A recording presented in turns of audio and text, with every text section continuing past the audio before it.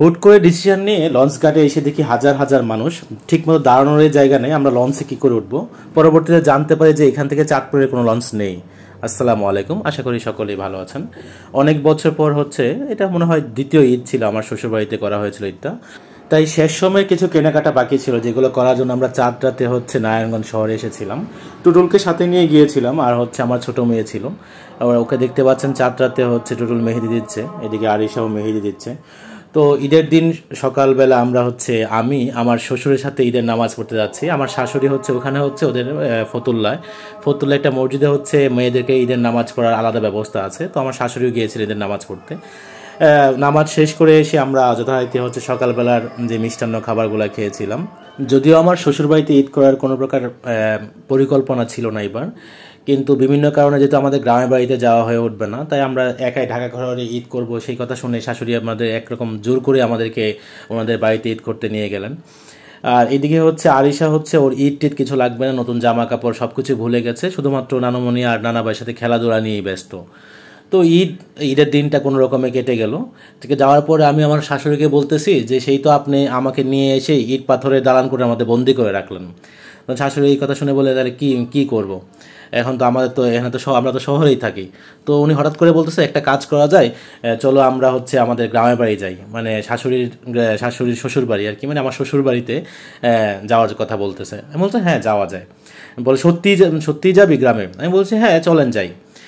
তো এই কথা বলতেছে, তা বলছে কালকে আমরা তাহলে সকালবেলায় আমরা লঞ্চে করে চলে যাব চাঁদপুর। এই কথায় আমরা প্রস্তুতি নিতে শুরু করলাম যে আমরা পরের দিন সকালে রওনা দিয়ে চাঁদপুর যাব। কিন্তু হঠাৎ করে শাশুড়ি এসে বলতেছে চল আজকে সন্ধ্যায় রওনা দিই। তো এই কথা শুনে আমি আমার শালাকে বললাম যে খোঁজ খবর নিয়ে আয়তো যে ফতুল্লা লঞ্চ ঘাট থেকে কোনো লঞ্চ আছে কিনা চাঁদপুরে, তাহলে একদম লঞ্চ ঘাটের থেকে বাসা 5 মিনিটের দূরত্ব।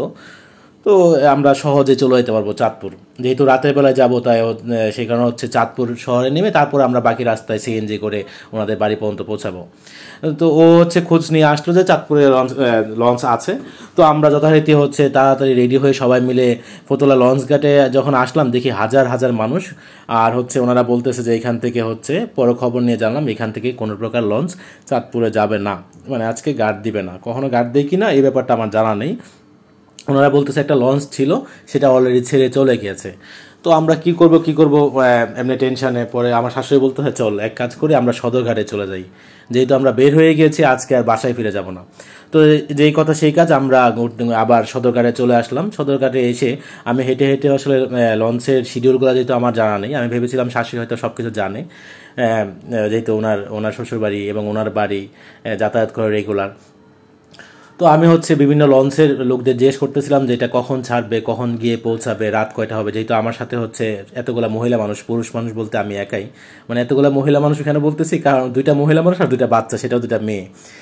সেই কারণে আমরা জিজ্ঞাসা করে তারপরে আমরা লঞ্চ ঘাটে এসে পৌঁছাই মেবি 8টার মধ্যে সদরঘাট, আর লঞ্চ 9:40। যথারীতি আমরা রাত 9:40 লঞ্চ রওনা দিল, রাত 2টায় আমরা গিয়ে চাঁদপুর পৌঁছাই।